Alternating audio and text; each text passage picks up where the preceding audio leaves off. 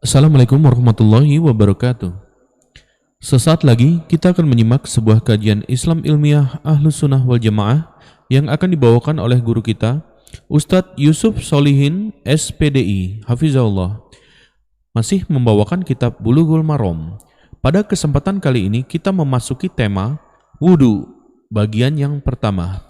Kajian ini diselenggarakan setiap hari Kamis ba'da asar sampai dengan selesai dari Masjid At-Tauhid yang beralamat di Komplek Radio Roja Darussalam, Jalan PAK Abdurrahim nomor 326, Talang Semut, Bukit Kecil, Palembang. Mari kita simak apa yang akan beliau sampaikan. Semoga menjadi ilmu yang bermanfaat bagi kita, keluarga kita, dan kaum muslimin lainnya. Tafadhal masykurah Ustaz. Bismillahirrahmanirrahim. Assalamualaikum warahmatullahi wabarakatuh. Alhamdulillahi rabbil alamin. Wassalatu wassalamu ala ashrafil anbiya'i wal mursalin wa ala alihi wa sahbihi ajma'in wa la hawla wa la quwwata illa billahil aliyyil azim. Amma ba'd. Puji syukur kepada Allah Subhanahu wa taala atas limpahan karunia, kenikmatan, taufik serta hidayahnya. Kita dimudahkan oleh Allah Subhanahu wa taala untuk berkumpul di Masjid Allah Subhanahu wa taala untuk melaksanakan ketakwaan kepada Allah Subhanahu wa taala, menjalankan perintah Rasulullah sallallahu alaihi wasallam. Mudah-mudahan niat yang ikhlas karena Allah Subhanahu wa taala akan mendapatkan pahala di sisi Allah Subhanahu wa taala. Dan untuk kesempatan yang kali ini kita akan sedikit melanjutkan sebelum membahas tentang masalah wudu.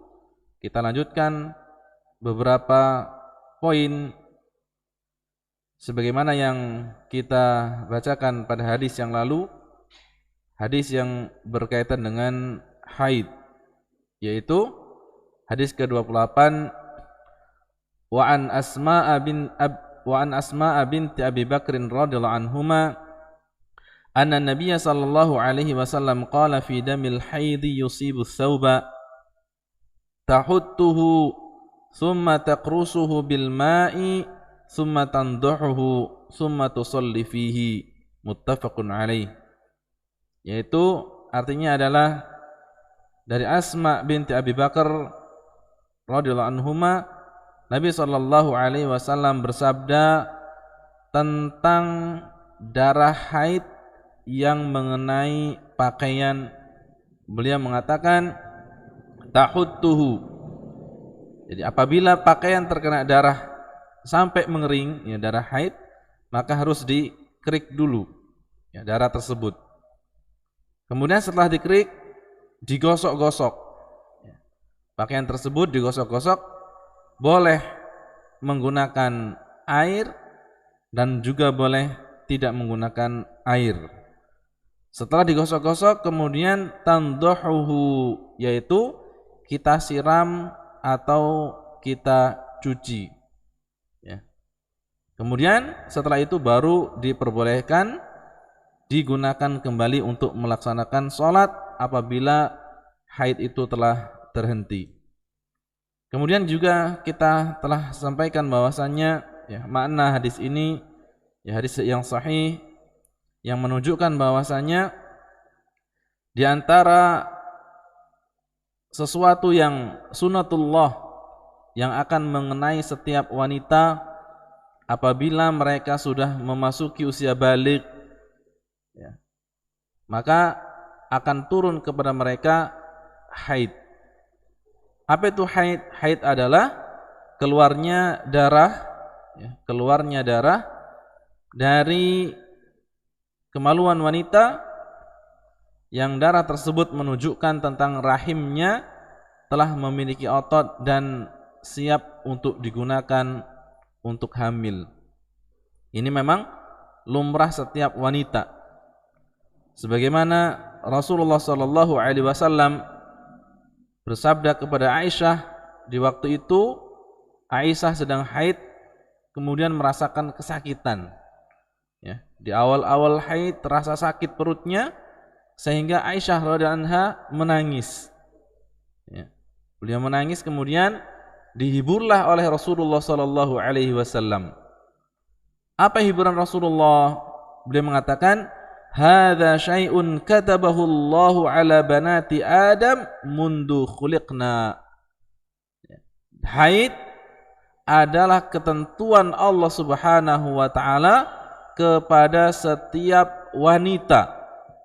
Kepada setiap wanita ketika mereka diciptakan oleh Allah Subhanahu wa taala. Jadi ketika merasakan sakit, ya sama, setiap wanita merasakan sakit ketika haid, ya. Ini hiburan Rasulullah SAW supaya Aisyah radhiyallahu anha bisa menahan dirinya ketika beliau sedang merasakan sakitnya haid.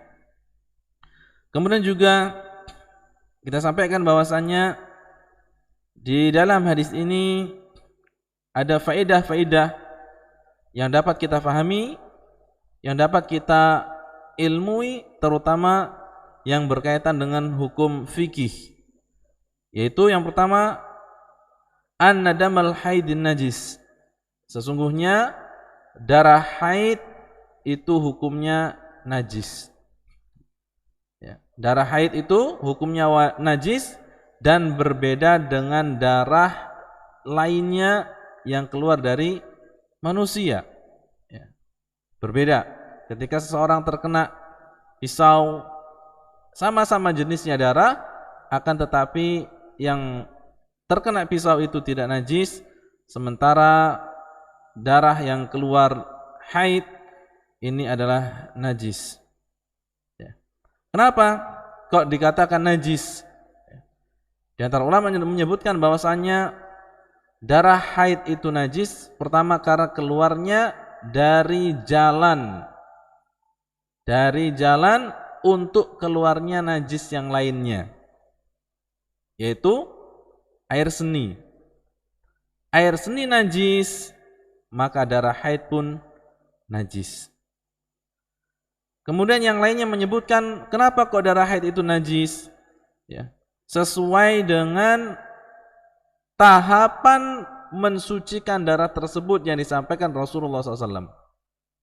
Yang pertama, ketika darah tersebut mengenai pakaian dan sudah mengering, maka diperintahkan untuk dikerik dahulu. Tidak langsung dicuci, tapi dikerik dulu. Setelah dikerik, kemudian digosok-gosok. Setelah dikerik, digosok-gosok, baru setelahnya disiram dengan menggunakan air. Tingkatan seperti ini di dalam mensucikan najis, ini menunjukkan bahwasanya darah tersebut itu najis. Berbeda dengan darah yang keluar dari anggota badan yang lainnya. Kemudian faedah yang kedua yang dapat kita ambil dari hadis ini adalah annahu la yu'fa an yasirihi. Sesungguhnya darah haid itu tidak dimaafkan walaupun sedikit jumlahnya. Tidak dimaafkan walaupun sedikit jumlahnya. Hal itu dapat kita lihat di dalam hadis Nabi SAW ketika beliau menentukan tahapan dalam mensucikan darah tersebut. Yang pertama dikerik, digosok, kemudian baru dicuci. Di dalam membersihkan najis-najis yang lainnya, maka Rasulullah SAW itu memerintahkan langsung dicuci. Di dalam membersihkan hadis-hadis yang lainnya, Rasulullah nyuruh langsung dicuci. Seperti kencing bayi, seperti najis kotoran binatang,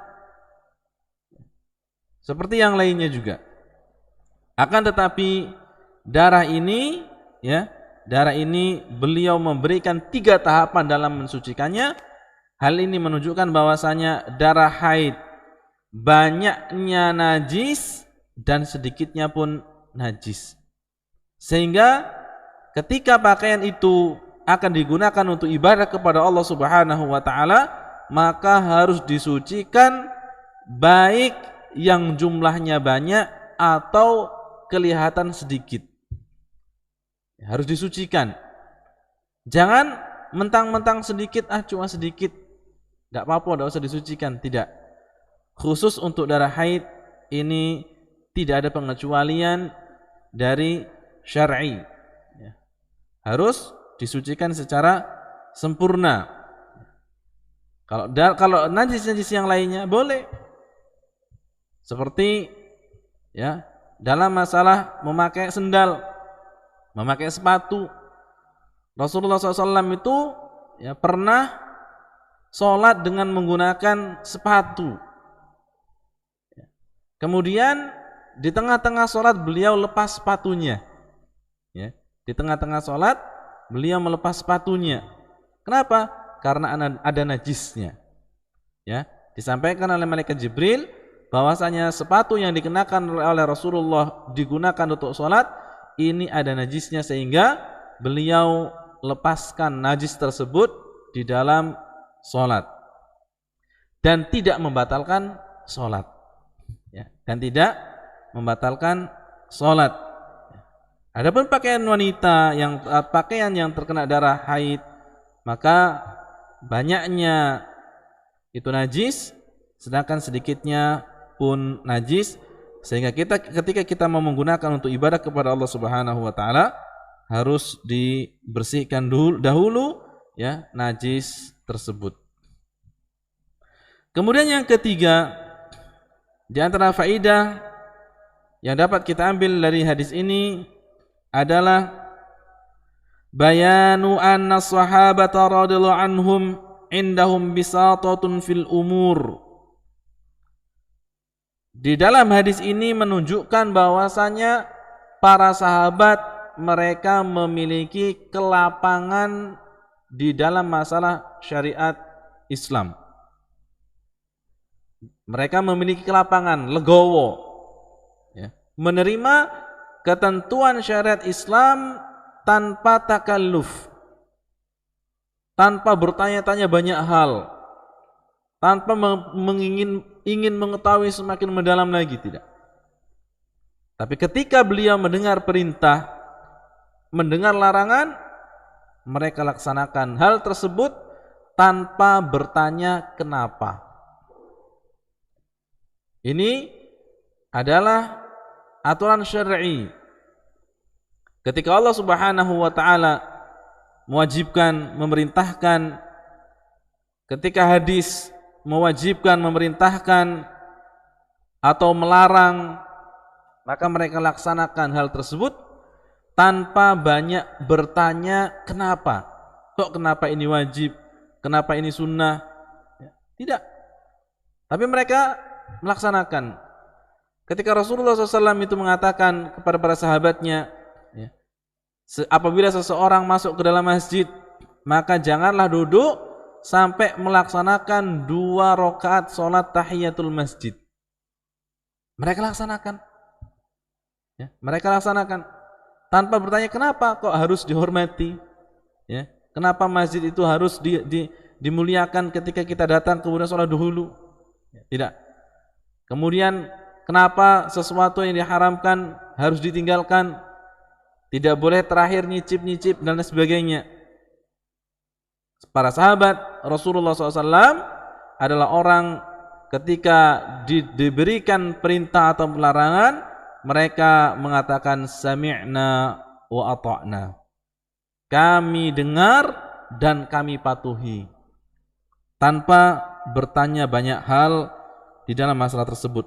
Dan di dalam hadis ini kita lihat, ya, bahwasanya para sahabat Rasulullah SAW, para wanita-wanita di zaman Nabi SAW, mereka menerima ketentuan dalam masalah haid. Mereka menerima. Apabila pakaian terkena darah haid, maka dikerik, kemudian digosok, baru setelah itu dicuci. Mereka laksanakan. Dan mereka tidak mengambil jalan pintas. Apa jalan pintasnya? Ganti baju. Ya, jalan pintas kan mudah aja, ganti baju. Ya, baju terkena darah ganti. Ya. Kenapa mereka tidak mengganti baju yang lainnya?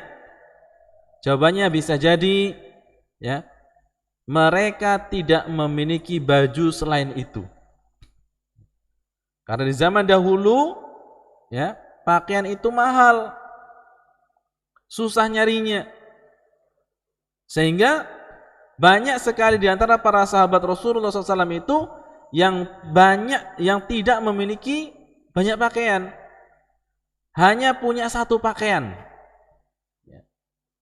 Banyak di antara para sahabat yang hanya memiliki satu pakaian, dikenakan siang malam, bangun, berdiri, tidur.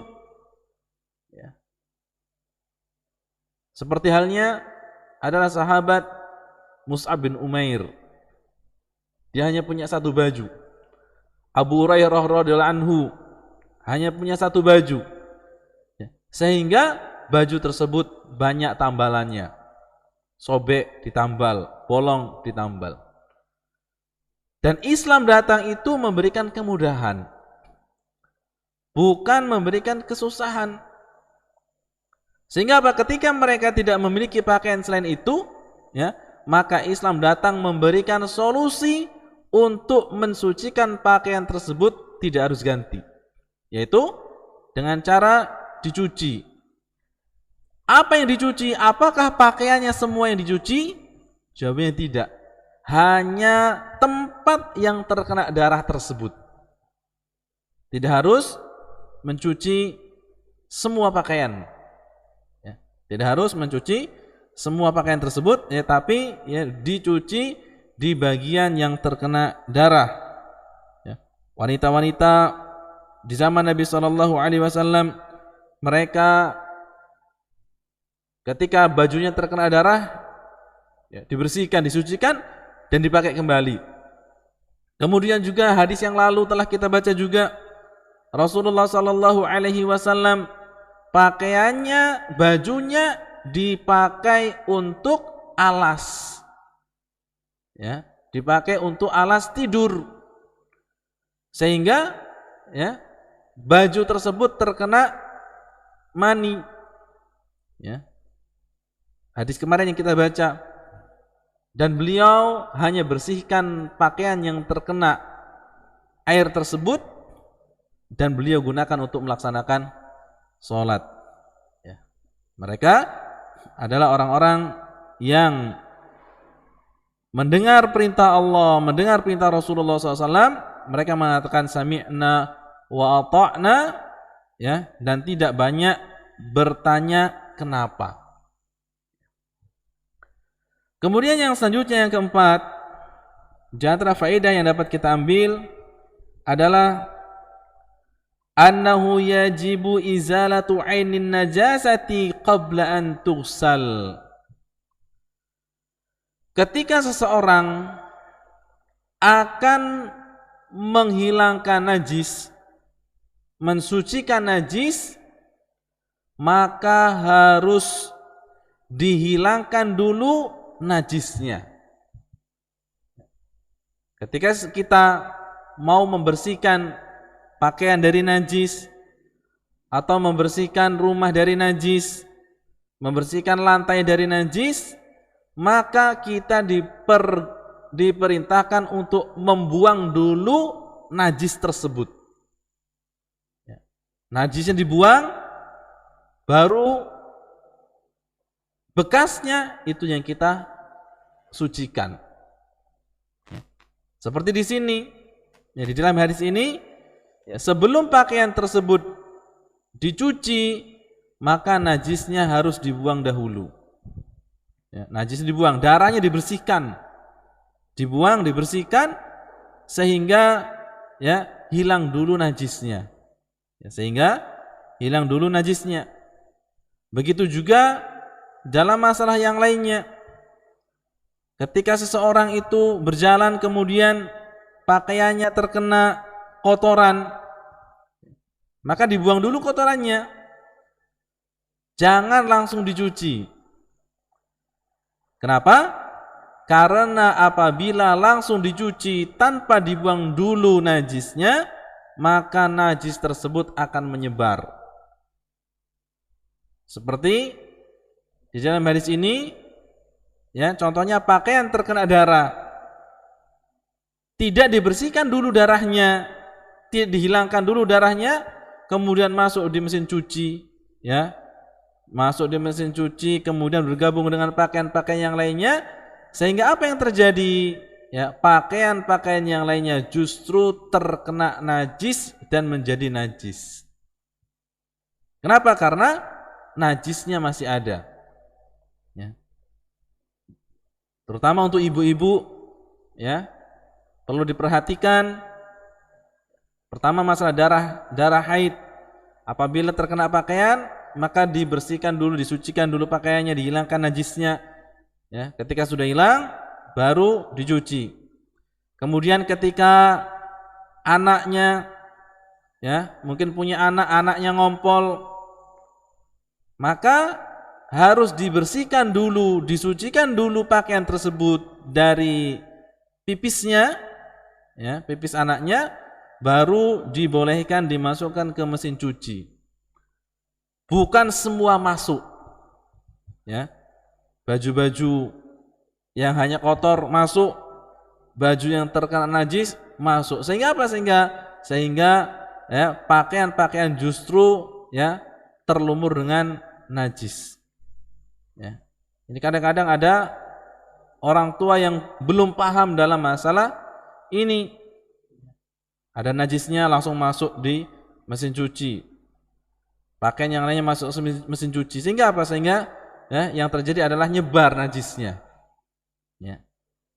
Ini yang harus kita perhatikan, karena kalau di dalam di dalam mesin cuci itu bercampur najis, ya, tidak jadi suci, tapi ya, najisnya akan berbaur ke pakaian-pakaian yang lainnya. Kemudian yang kelima, di antara faedah yang dapat kita ambil dari hadis ini adalah at-tadarruju fi izalatin najasah. Bertahap di dalam menghilangkan najis. Bertahap dalam menghilangkan najis. Ada najis-najis yang kita menghilangkannya dalam sekali siraman. Ada yang kita hilangkan baru hilang najisnya dengan 7 kali siraman. Ada yang dibersihkan dahulu. Dan ini adalah ketentuan syar'i. Adalah ketentuan syar'i. Ketika seseorang akan melaksanakan ibadah kepada Allah, ketika dia akan melaksanakan ibadah kepada Allah Subhanahu wa taala, ya, dan menghilangkan najis itu juga masuk kategori beribadah kepada Allah Subhanahu wa taala. Ya.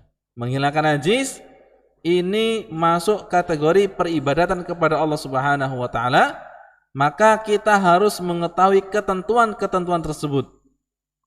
Ada yang sekali siraman hilang, ada yang 7 kali siraman hilang, dan ada pula yang harus, ya, berkali-kali siraman baru hilang najisnya. Ya. Jadi ya, membersihkan najis itu ada tahapannya. Ya. 1, 2 ataupun yang lainnya. Kemudian yang keenam, jawazu salatil mar'ati fi thiyabi haidiha idza tahurat. Diperbolehkan bagi wanita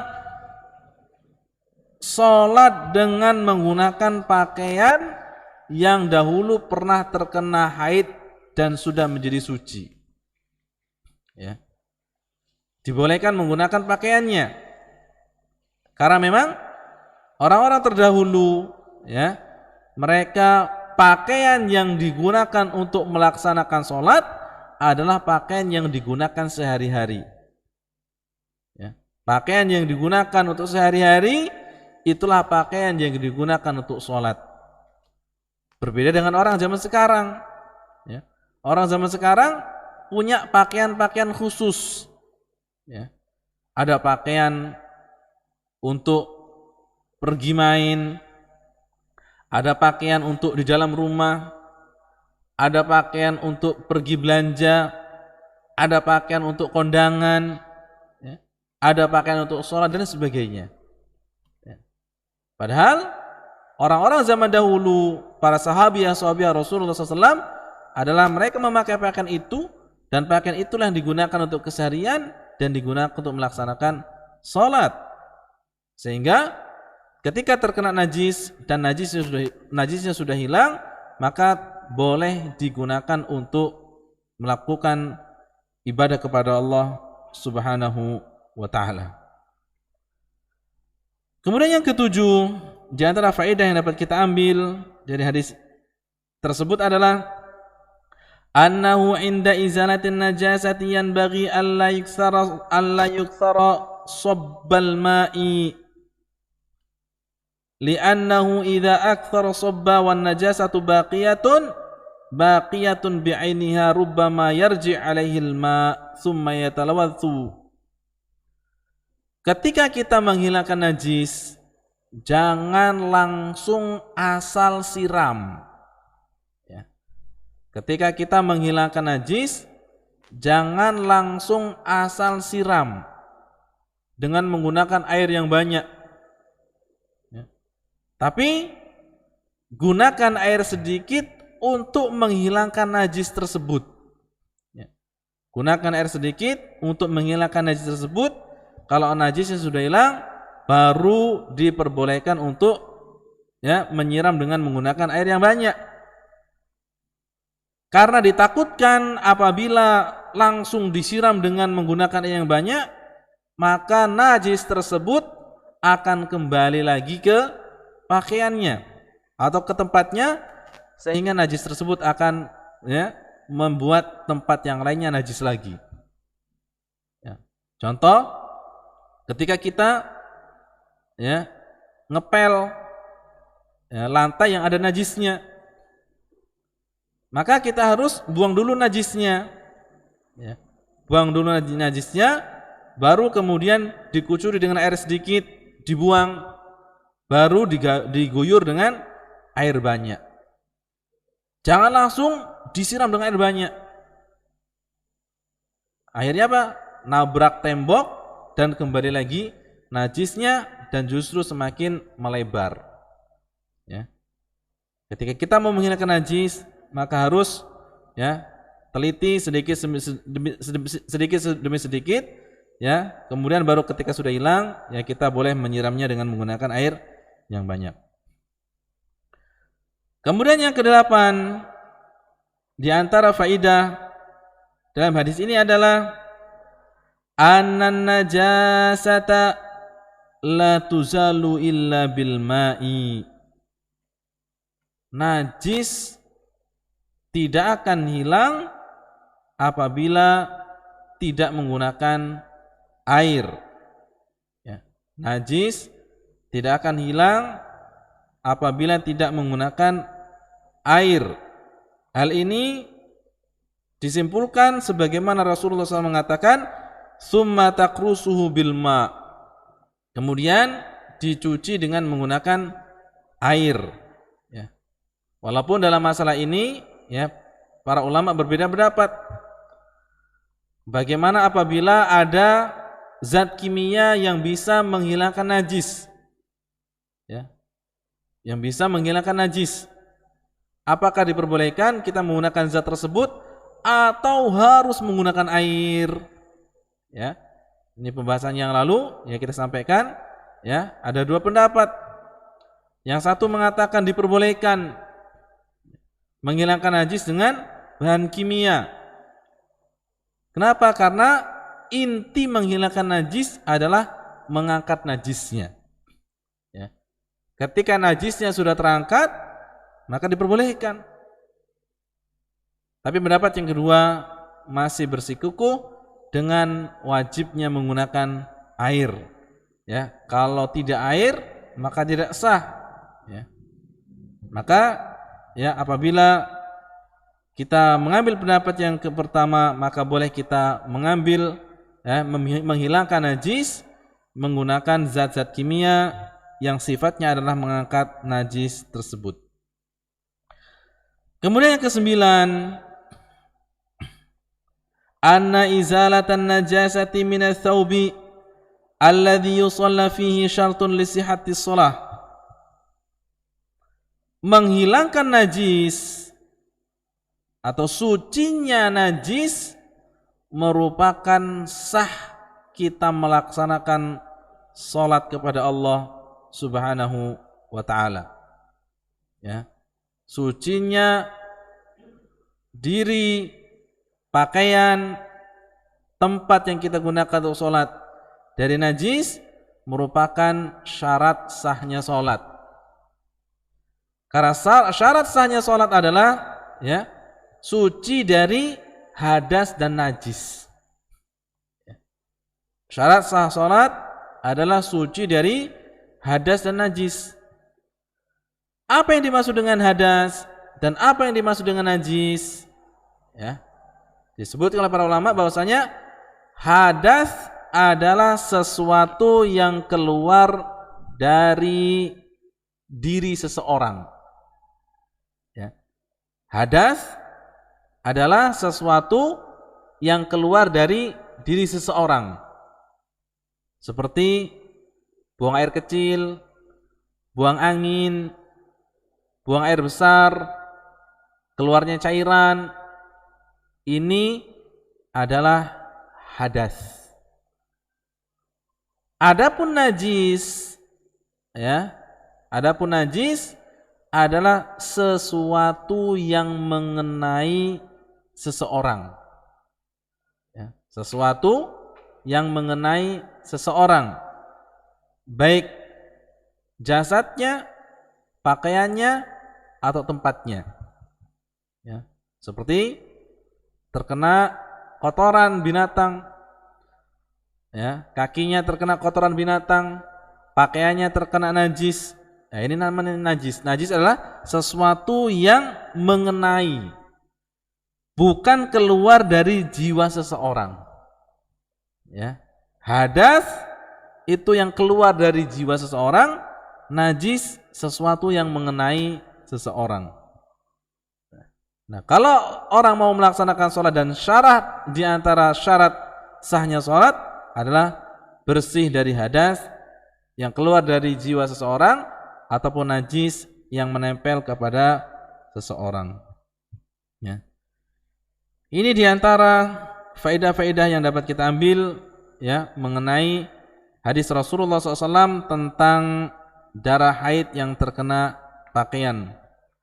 Kemudian hadis yang selanjutnya adalah bagaimana apabila pakaian tersebut sudah disucikan ternyata masih ada bekasnya.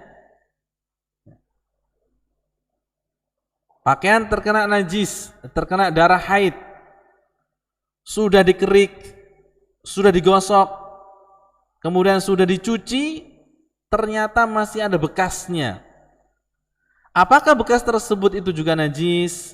Ya, maka disebutkan di sini, ya, wa an Abi Hurairah radhiyallahu anhu qalat Khawlah, ya Rasulullah, fa in lam yadhhabil ma'u, fa in lam yadhhabid damu, qala yakfikil ma'u wa la yadurruki atharuhu. Apabila seseorang ya pakaiannya terkena najis atau terkena darah haid, dia sudah melakukan 3 hal, dikerik, digosok, dicuci, tapi masih ada apanya? Masih ada bekasnya. Apakah harus diulang kembali? Jawaban Rasulullah, tidak perlu. Ya, jawabannya adalah tidak perlu. Apabila kita sudah melakukan 3 hal untuk membersihkan najis dan ternyata bekasnya masih ada, ya, artinya bekas ini adalah bukan najisnya yang masih ada, tapi warnanya. Ya. Pakaiannya pakaian putih, terkena darah, sudah dibersihkan, tapi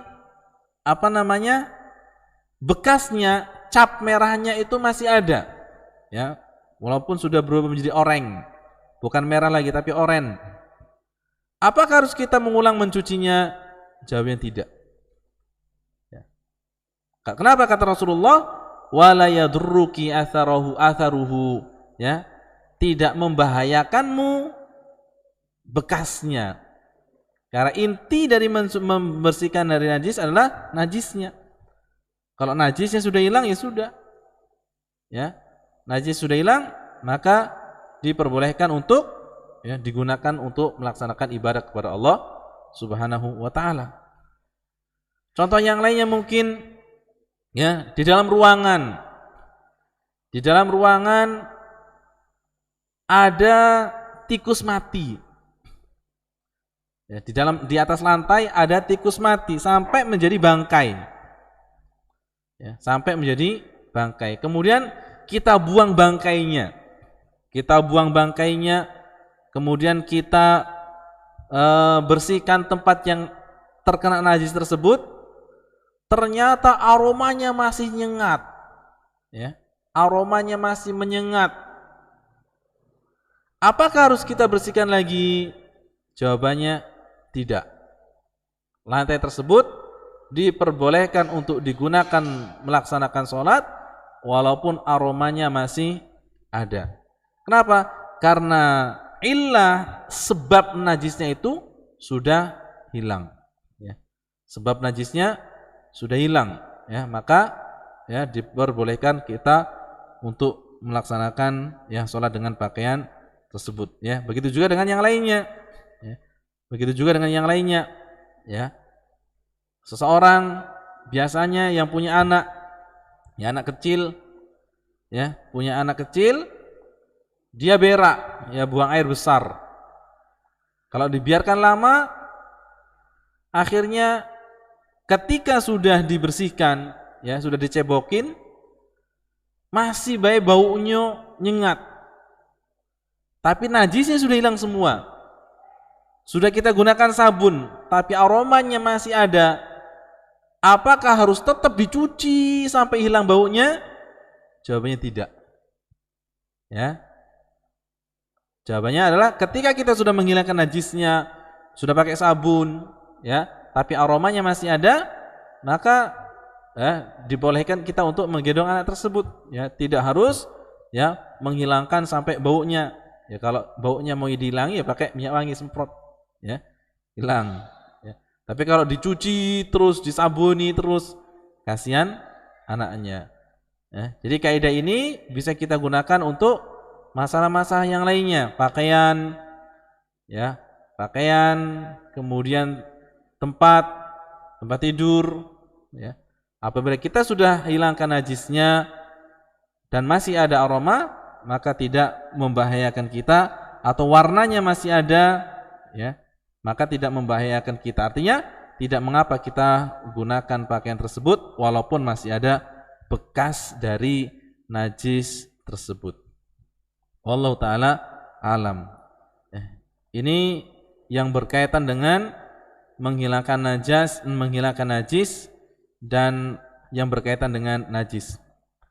Dan insyaallah taala kita akan memasuki bab baru, yaitu babul wudu.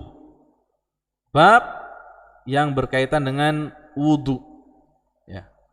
Bab yang berkaitan dengan wudu. Qala al-muallif rahimahullah taala babul wudu. Bab wudu. Apa itu wudu? Wudu secara bahasa adalah al-husnu wal jamal wan nadhafah. Wudu secara bahasa adalah al-husnu wal jamal wan nadhafah. Artinya adalah bagus, ya, bersih ataupun indah. Ya, bagus, bersih ataupun indah. Ini secara bahasa. Dari kata wadha'ah. Ya, dari kata wadha'ah. Kemudian di dalam Al-Qur'an ataupun hadis Nabi SAW itu tulisannya sama, bacanya berbeda dan artinya berbeda. Di antara masalah wudu, wudu itu ada yang dibaca wudu, ada yang dibaca wadu. Ya. Wudu ada yang wadu. Yang pertama itu waw, huruf wawunya dhammah, yang satunya harokatnya fathah. Wudu dan satunya wadu. Artinya juga berbeda. Kalau yang harokatnya dhammah, wudu itu adalah perbuatan wudu. Ya. Wudu yang menggunakan dhammah waw artinya adalah perbuatan wudu, kita wudu. Sedangkan yang wawunya itu fathah, wadu, itu artinya adalah air yang kita gunakan untuk berwudu. Ya. Air yang kita gunakan untuk berwudu. Ya. Tulisannya sama, ya, tapi ternyata bacaannya berbeda dan maknanya berbeda. Nah, ini indahnya bahasa Arab. Ya, ini indahnya bahasa Arab. Tulisannya sama, tapi harokatnya berbeda, sehingga apa? Sehingga artinya berbeda. Ya. Contoh yang lainnya adalah labanun. Ya. Labanun dengan labinun. Ya. Satunya labanun, satunya labinun. Ya, yang satunya ba-nya adalah fathah, yang satunya ba-nya kasroh. Ya. Tulisannya sama, bacaannya berbeda dan maknanya berbeda. Kalau yang labanun, ba-nya itu fathah, artinya adalah susu. Ya. Artinya adalah susu. Yang harokatnya kasroh, labinun, ya, artinya adalah batu bata. Kan jauh. Ya. Mungkin ada orang yang baru belajar bahasa Arab. Ya. Ana uridu an ashrobal labin. Wah. Dia pengennya saya ingin minum susu. Tapi karena laban itu dibaca baknya kasroh, ana uridu an ashrobal labin. Saya ingin minum batu. Ya. Makanya harus tahu konteks kalimatnya, ya. Itu susunan kata tersebut sehingga kita bisa baca apakah itu laban atau labin, apakah itu wudu ataupun wadu. Nah, ini ya tugas kita untuk belajar bahasa Arab supaya memahami ya konteks-konteks kalimat itu dengan benar. Itu secara bahasa. Secara syar'i, ya, secara istilah, ya, wudu adalah at-ta'abbudu lillahi azza wa jalla bitathhiril a'dha'il arba'ah ala sifatin makhsusatin. Secara istilah syar'i, wudu adalah peribadatan kepada Allah Subhanahu wa taala. Peribadatan kepada Allah Subhanahu wa taala dengan cara mensucikan 4 anggota badan, dengan cara mensucikan 4 anggota badan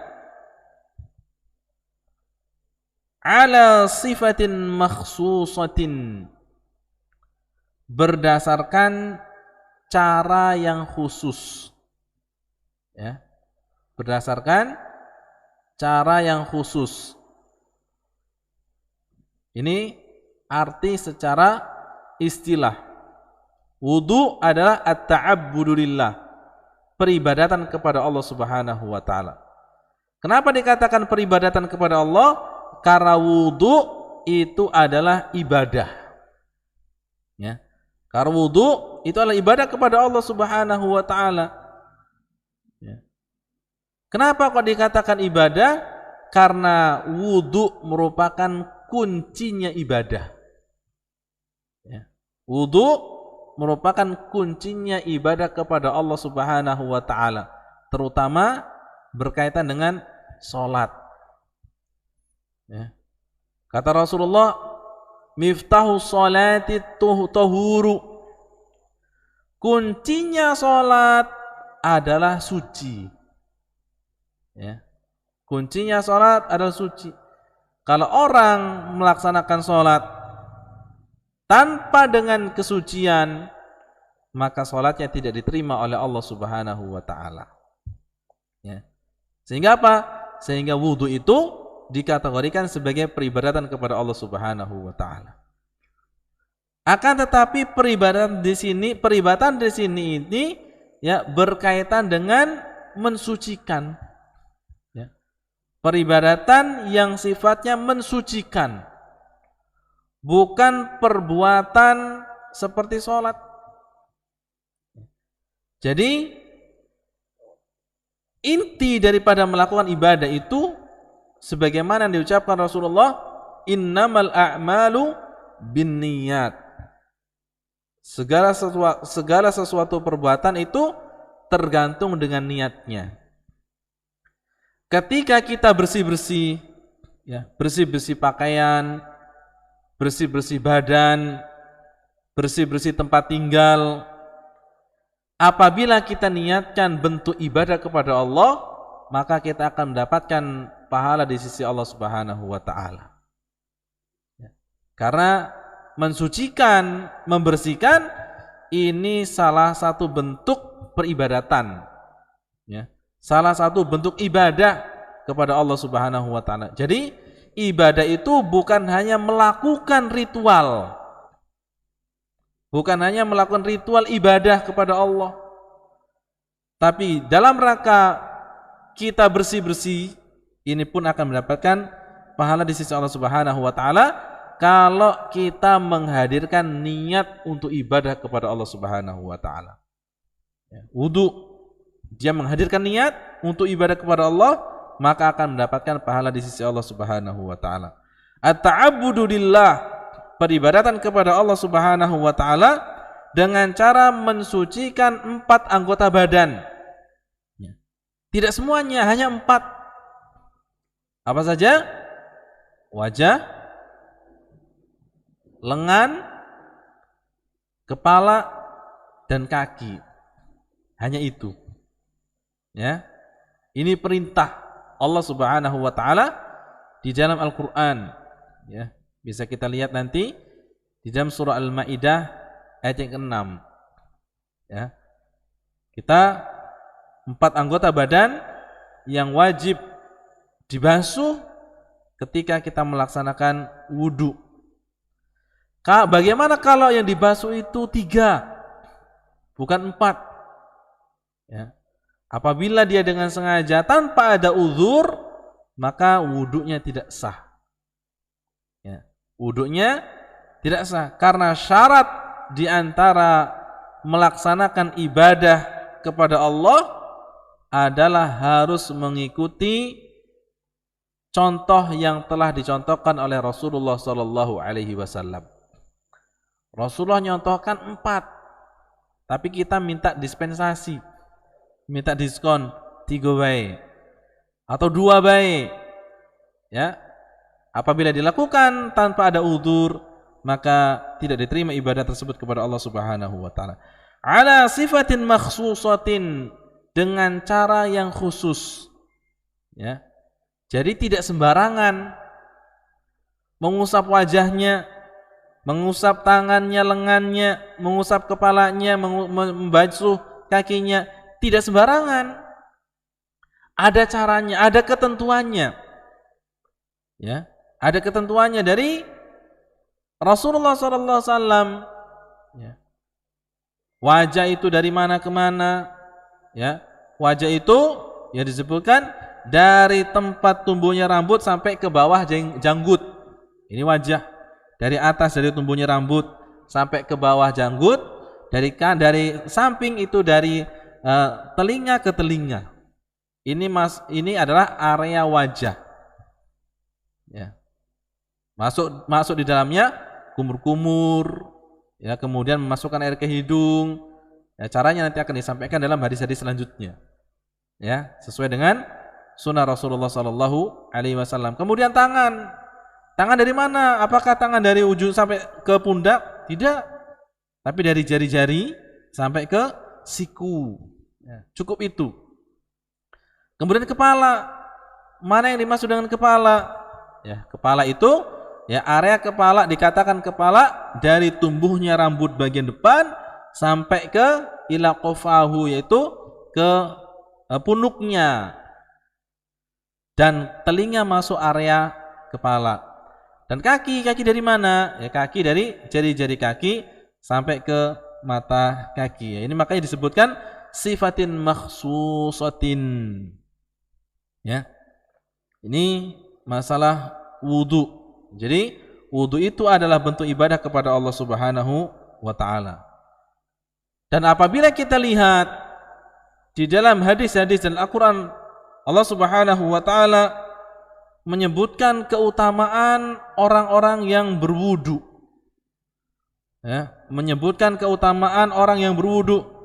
Dan juga Rasulullah sallallahu alaihi wasallam pun di dalam hadis-hadisnya banyak menyebutkan keutamaan tentang wudu. Ya. Keutamaan tentang wudu. Di antaranya adalah Allah Subhanahu wa taala berfirman, "Ya ayyuhalladzina amanu idza qumtum ilas salati faghsilu wujuhakum wa aydiyakum." Wahai orang-orang yang beriman, apabila kalian akan melaksanakan salat, maka basuhlah wajah kalian dan kedua tangan kalian. Hal ini menunjukkan bahwasanya wudu merupakan perintah dari Allah Subhanahu wa taala. Kenapa? Karena Allah Subhanahu wa taala menyebutkan dan menggunakan kata perintah. Faghsilu, basuhlah, cucilah. Sedangkan kaidah mengatakan, ya, kaidah dalam syariat, ya, al-amru yadullu 'alal wujub. Perintah menunjukkan tentang wajibnya ibadah tersebut. Ya. Ketika kita diperintahkan sesuatu yang wajib, maka tentunya ada faidah, ada hikmah yang banyak di dalam ibadah tersebut.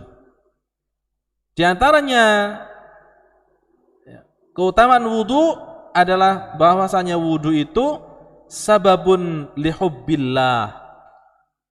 Wudu merupakan sebab seorang hamba dicintai oleh Allah Subhanahu wa taala. Orang-orang yang suka mensucikan dirinya, selalu menjaga wudunya, menjaga kesuciannya, adalah menjadi sebab seorang hamba dijadikan, ya, dicintai oleh Allah Subhanahu wa taala. Sebagaimana Allah Subhanahu wa taala berfirman, ya, di dalam surah Al-Baqarah, Allah Subhanahu mengatakan, wa yas'alunaka 'anil mahid. Mereka bertanya kepadamu Muhammad tentang haid. Yas'alunaka 'anil mahid. Mereka bertanya kepadamu wahai Muhammad tentang haid. Katakanlah bahwasanya haid itu adalah sesuatu yang najis. Yas'alunaka 'anil mahid qul hiya, mohon maaf, lupa, di antara yang terakhirnya adalah innallaha yuhibbut tawwabina wa yuhibbul mutatahhirin. Ya, sesungguhnya Allah Subhanahu wa taala mencintai orang-orang yang suka bertaubat, dan Allah Subhanahu wa taala mencintai orang-orang yang suka mensucikan dirinya. Jadi orang-orang yang suka mensucikan dirinya, salah satunya adalah dengan berwudu, adalah sebab orang tersebut akan dicintai oleh Allah Subhanahu wa taala. Kemudian yang kedua, wudu sababun lidukhulil jannah. Berwudu itu ya menjadi sebab seorang hamba dimasukkan dalam surga Allah Subhanahu wa taala. Ya, di antara keutamaan wudu. Wudu menjadi sebab seseorang dimasukkan ke dalam surga Allah Subhanahu wa taala. Sebagaimana hadis yang sahih yang diriwayatkan oleh Imam Tirmidzi bahwasanya Rasulullah SAW bersabda kepada Umar bin Khattab dan diriwayatkan oleh Umar bin Khattab, kata Umar bin Khattab, "Man tawaddu'a fa ahsanal wudu, tsumma qala," kata Rasulullah, barang siapa yang berwudu dengan sempurna wudunya, kemudian dia berdoa, asyhadu an la ilaha illallah wa asyhadu anna Muhammadan abdullah wa rasuluh, Allahumma ja'alni minat tawabina wa ja'alni minal mutatahhirin. Ya. Dengan doa setelah wudu, kemudian akan dikatakan kepadanya, futihat lahu thamaniyata abwabil jannati yadkhulu man min ayyiha syaa. Maka orang yang membaca doa setelah wudu, ya, wudu kemudian membaca doa, maka akan dibukakan 8 pintu surga dan akan dikatakan kepadanya, masuklah ke dalam surga dari pintu mana yang engkau kehendaki. Ya. Masuklah ke dalam surga dari pintu mana yang engkau kehendaki. Ya. Ini yang kedua. Ya. Di antara juga adalah orang yang berwudu dan selalu menjaga wudunya akan dimasukkan ke dalam surga oleh Allah Subhanahu wa taala, sebagaimana perihalnya Bilal bin Rabah radhiyallahu anhu, ya. Kata Rasulullah SAW, ketika aku masuk surga, aku melihat bangunan yang megah, istana yang megah, dan aku mendengar, ya, suara terompah sendal, ya, suara terompah. Dan ternyata terompah tersebut punya Bilal bin Rabah. Kemudian ditanyakan kepada Bilal, Rasulullah bertanya kepada Bilal, wahai Bilal, apa yang menjadikanmu, ya, dimasukkan dalam surga oleh Allah Subhanahu wa taala? Aku masuk surga sementara sudah mendengar suara terompahmu ada di surga. Maka kata Bilal, ya, dia mengatakan, tidaklah aku melaksanakan wudu melainkan aku melakukan 2 rakaat salat setelah wudu. Itu yang pertama. Yang kedua, tidaklah aku batal maka aku selalu mengulang wudu. Ya. Jadi, ya, orang-orang yang menjaga wudunya, ya, kalau sudah wudu batal wudu lagi, maka dia adalah orang-orang yang akan diberikan kegembiraan untuk, atau ciri dia akan dimasukkan surga oleh Allah Subhanahu wa taala. Kemudian yang ketiga, di antara keutamaan wudu adalah raf'ud darajat. Orang yang selalu menjaga wudunya maka akan diangkat derajatnya oleh Allah Subhanahu wa taala. Ya. Akan diangkat derajatnya oleh Allah Subhanahu wa taala. Di dalam hadis yang sahih diriwayatkan oleh Imam Muslim, Rasulullah sallallahu alaihi wasallam bersabda, "Ala adullukum ala ma yamhu Allah bihil khataya wa yarfa'u bihi darajat?" Qalu bala ya Rasulullah. Qala isbaghul wudu' 'alal makarih wa kathratul khuta' ilal masajid wa intidharu sholati ba'da sholati fadzalika ribat.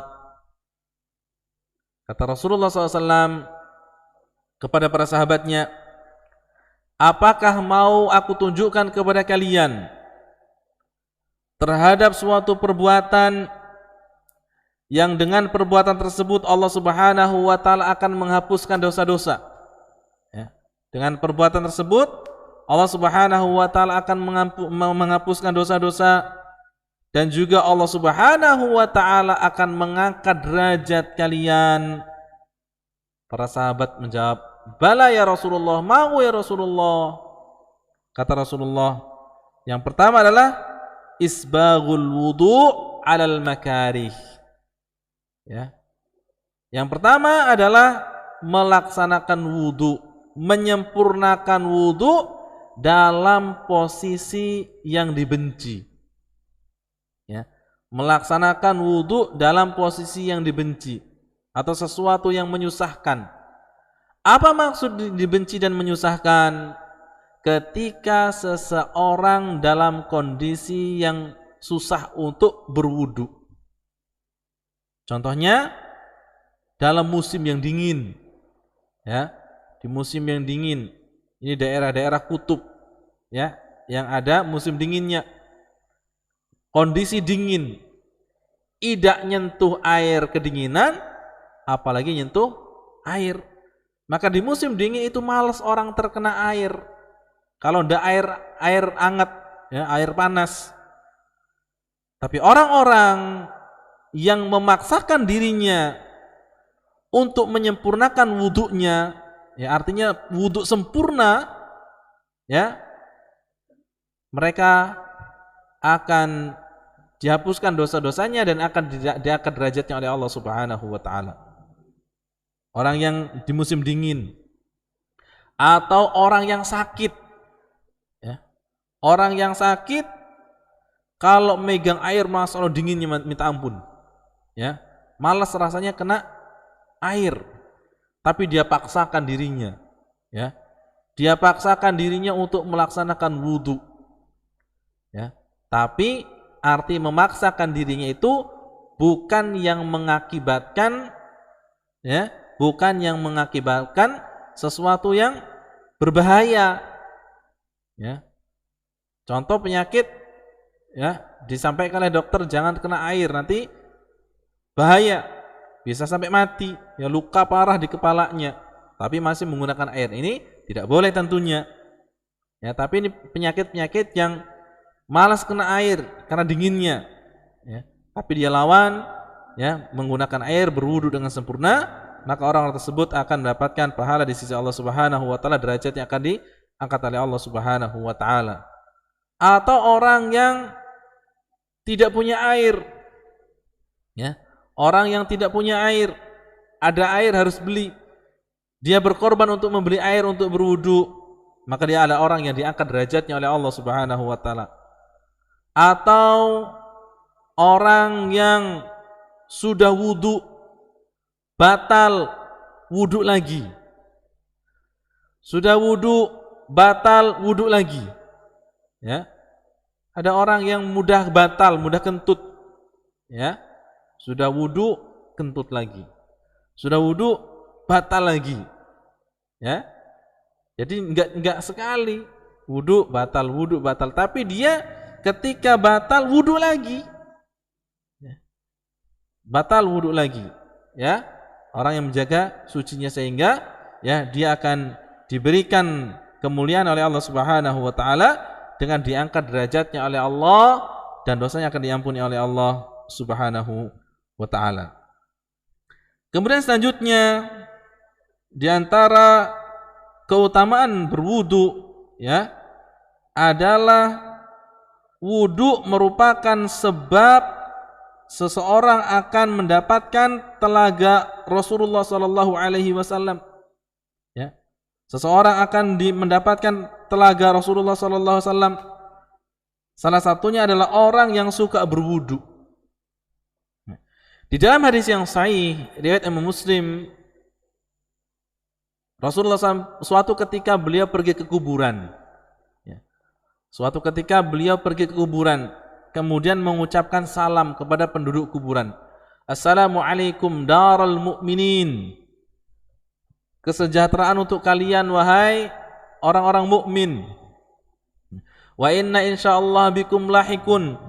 Dan kami insyaallah akan bertemu dengan kalian. Kemudian mengatakan waditu anni ara habibi atau ikhwani. Aku melihat Aku ingin aku melihat kawan-kawanku, kata Rasulullah. Aku ingin kalau seandainya aku bisa melihat kawan-kawanku. Kata para sahabat, alasna bi ikhwanika ya Rasulullah, bukankah kami ini adalah kawan-kawanmu? Kata Rasulullah, bal antum ashabi, kalian itu para sahabatku. Ya.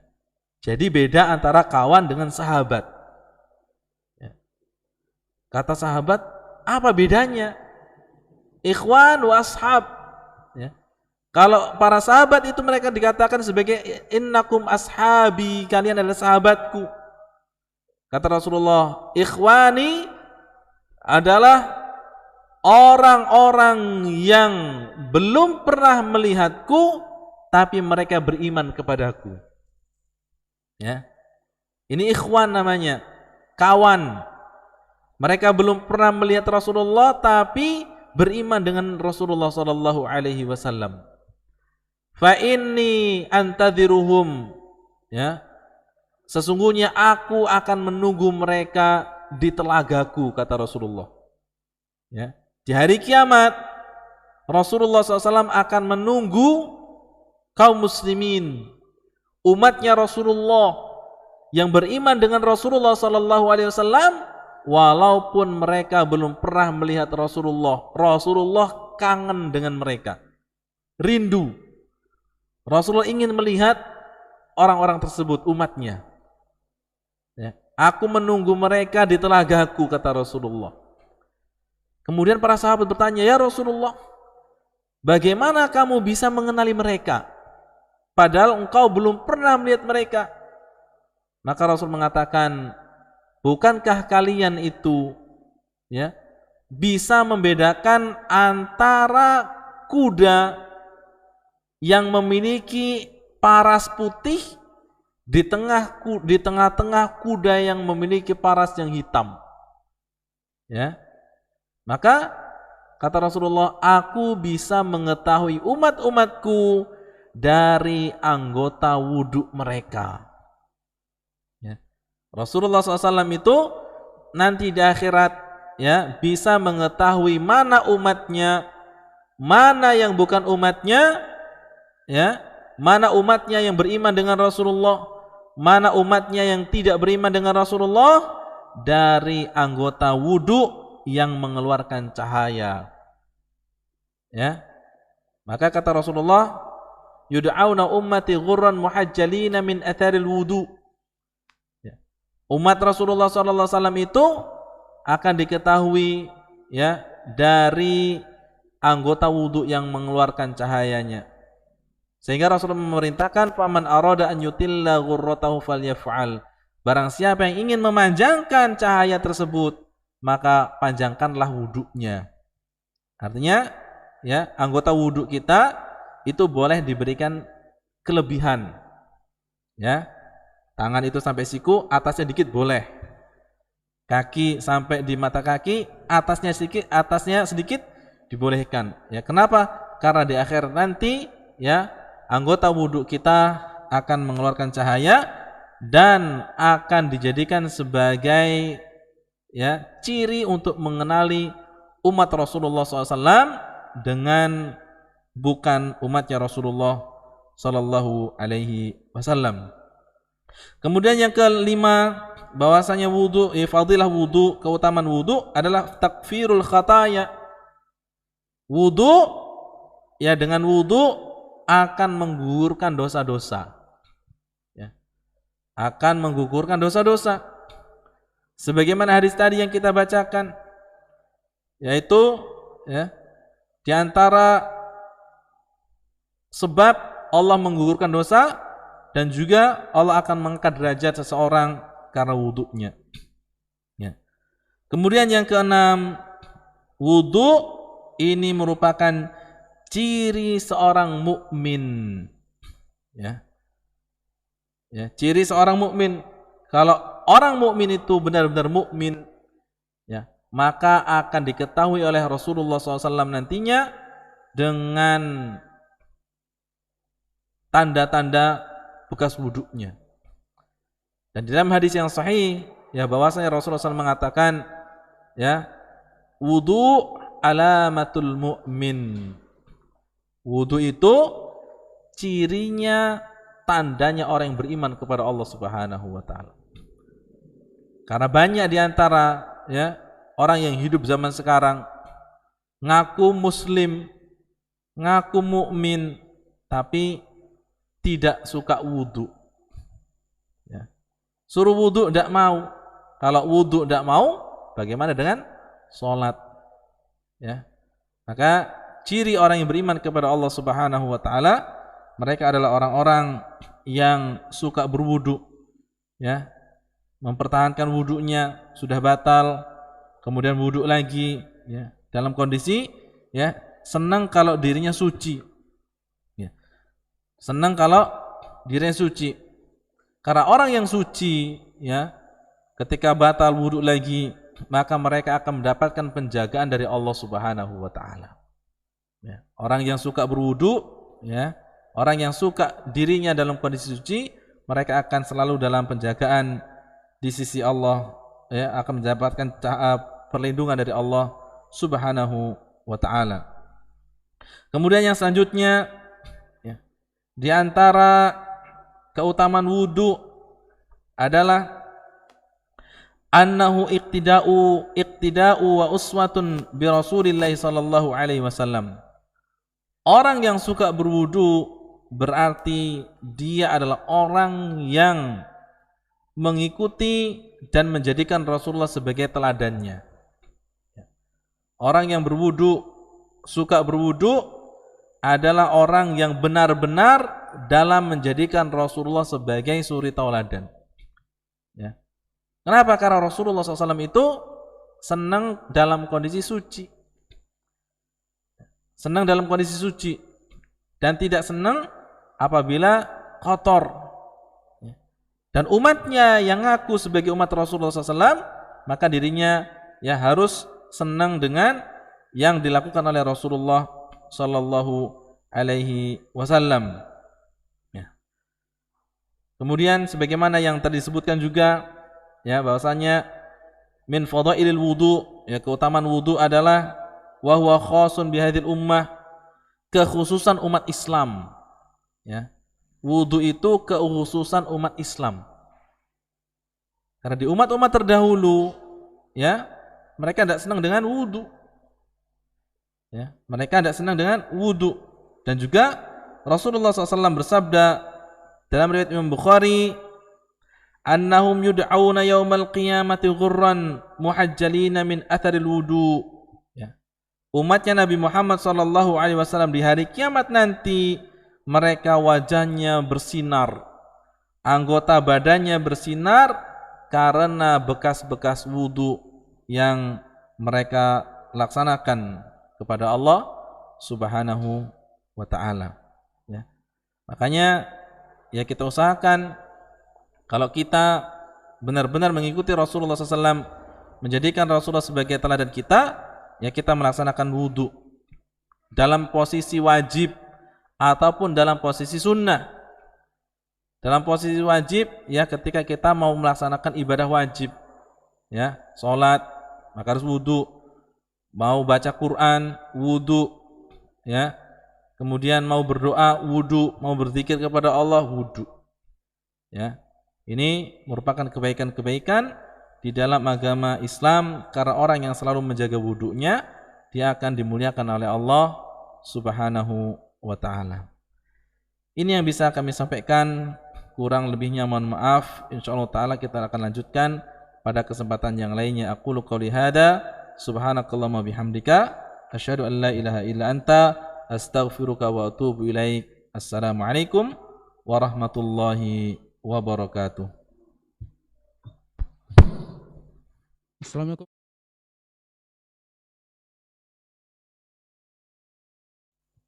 Assalamualaikum Pak Ustadz, mau nanya, semisal kita kerja nih, kita buang hadas, buang kecil bagi laki-laki tanpa disengaja, air terkena di celana, lalu ia membasuhnya dengan air air mengalir digosok, apakah sah sholatnya Ustaz? Bisa diulangi? Ya ini Ustaz, mungkin saya perjelas Ustaz. Ana perjelas Ustaz. Beliau ini sepertinya ini Ustaz, ketika kerja ternyata ada cairan yang keluar Ustaz di ini tanpa sengaja. Ada tetesan air ini mungkin Ustaz, air pipis Ustaz. Nah, air pipis itu terkena di celana, lalu ia membasuhnya dengan air mengalir digosok Ustaz. Apakah sah sholatnya Ustaz? Baik. Ada pertanyaan, bagaimana kalau seorang itu pipis kemudian keluar, ya terasa ada yang keluar mengenai celananya. Kemudian cara membersihkannya dicuci dengan menggunakan air. Apakah diperbolehkan dan digunakan untuk sholat? Jawabannya boleh. Ya, karena air pipis itu merupakan najis dan cara mensucikannya tidak memiliki tahapan-tahapan seperti darah haid. Maka cukup ya diambil ya, kita pegang yang terkena najisnya, kemudian kita cuci dengan menggunakan air ya sekali, insyaallah taala sah dan boleh kita gunakan untuk melaksanakan sholat. Bagaimana kalau ada atharnya, ada bekasnya, ada bekasnya masih ada ya, mungkin kuningnya, maka ini tidak mempengaruhi dan tetap dibolehkan. Ya sebagaimana hadis yang tadi ya, kata Khawlah ya, dari Khawlah kata Rasulullah itu la yadurruki atharuhu ya. Sisanya ataupun bekasnya tidak akan mengganggumu atau tidak membahayakanmu. Jadi ketika terkena air tersebut, air kencing ya, kita ambil pakaian yang tertetesi, kemudian kita jumput, kemudian kita cuci dengan menggunakan air, maka insya Allah sah dan tetap diperbolehkan untuk menggunakan dalam sholat wajibnya. Wallahu ta'ala a'lam. Ya Ustaz, ini ada pertanyaan lagi Ustaz. Assalamualaikum Ustaz. Assalamualaikum. Ana pernah mendengar hadis tentang seorang muslim itu diikat oleh setan dengan 3 ikatan pada tidurnya. Nah Ustaz, apakah ikatan setan tadi hanya berlaku ketika bangun tidur saja? Bagaimana kalau seorang mendapat ujian hawa nafsu atau amarah, bisakah wudhu tadi menjadi pelepas ikatan setannya Ustaz? Suaranya kurang jelas ya. Ya na'am Ustaz. Bisa diulangi? Iya Ustaz. Assalamualaikum Ustaz. Assalamualaikum warahmatullahi wabarakatuh. Saya pernah mendengar hadis tentang seorang mukmin itu diikat oleh setan dengan 3 ikatan. Nah Ustaz, iya Ustaz, ketika dia tidur Ya. ada 3 ikatan, setan itu mengikatnya dengan 3 ikatan Ustaz. Iya. Nah Ustaz, apakah ikatan setan tadi hanya berlaku ketika bangun tidur saja? Bagaimana kalau seorang mendapat ujian hawa nafsu atau amarah? Bisakah wudhu tadi menjadi pelepas ikatan setannya Ustaz? Terima kasih Ustaz. Baik. Di dalam hadis yang sahih, bahwasanya Rasul mengatakan ya, ketika seorang itu tidur dan ketika bangun tidak membaca doa, ya bahwasanya ketika seorang tidur itu setan memberikan 3 ikatan di dalam ya jiwa seorang. Ikatan pertama itu akan hilang ketika seorang itu bangun tidur membaca doa. Hilang. Ya, ikatan yang kedua apabila dia berwudu, ya, apabila dia berwudu maka akan hilang. Dan ikatan ketiga akan hilang ketika dia melaksanakan ibadah kepada Allah Subhanahu wa taala, yaitu salat. Bagaimana kalau seandainya ya seorang itu mendapatkan apa namanya tadi? Hawa nafsu. Apakah itu bisa jadi menjadi ciri seorang itu ikatan setan belum hilang? Bisa jadi. Ya. Ketika dia bangun tidur tidak membaca doa, ikatannya belum hilang, ya, maka ketika seorang ikatan setan tersebut belum hilang, ya, bawaan sehariannya itu malas, beribadah malas, ya. Kemudian suka marah, bisa jadi, ya. Bisa jadi perbuatan-perbuatan keburukan, hawa nafsu yang dimiliki dalam kesehariannya merupakan tanda ikatan setan yang ada dalam seseorang itu belum hilang. Kenapa belum hilang? Karena dia ketika bangun tidur tidak membaca zikir kepada Allah Subhanahu wa ta'ala. Maka orang-orang yang bangun tidur membaca doa, kemudian berwudu, kemudian ibadah, ya, kesehariannya semangat dalam beribadah kepada Allah Subhanahu wa ta'ala. Wallahu ta'ala a'lam. Cukup? Yang ini cukup Ustaz. Enggak tahu kalau ada yang di masjid. Baik. Kawan-kawan ada pertanyaan? Cukup ya? Baik, insyaallah kita lanjutkan. Wallahu ta'ala a'lam. Subhanakallahumma bihamdika asyhadu an la ilaha illa anta astaghfiruka wa atubu ilaik. Assalamualaikum warahmatullahi wabarakatuh.